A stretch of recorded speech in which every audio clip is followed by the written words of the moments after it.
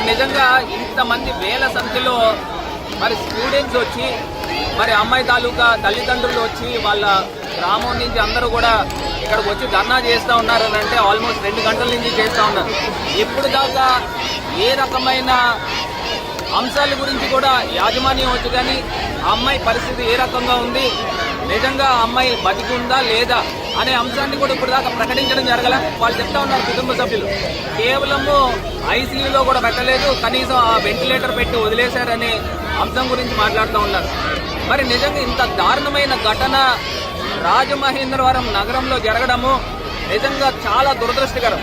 నేను ఒకటే మెన్షన్ చేస్తా ఉన్నా, ఇప్పుడు దాకా ప్రభుత్వం ఏం చేస్తా ఉంది, ఆడపిల్లల పరిస్థితులు ఏ రకంగా ఈ కూటమి ప్రభుత్వంలో ఉన్నాయనేది కూడా ఒక్కసారి ప్రజలు కూడా గమనించాలి. పోలీసులు ఇమీడియట్ గా కేసు నమోదు చేసి ఈ ఘటన ఎలా జరిగింది, ఎందుకు కారణాల చేత జరిగింది, దీన్ని పూర్తి స్థాయి దర్యాప్తు చేయాల్సిన అవసరం కూడా ఉందని ఈ సందర్భంగా మరి డిమాండ్ చేస్తూ ఖచ్చితంగా ఈ అమ్మాయికి న్యాయం జరగాలి, కుటుంబ సభ్యులకు న్యాయం జరగాలని పూర్తి స్థాయి డిమాండ్ చేస్తాం.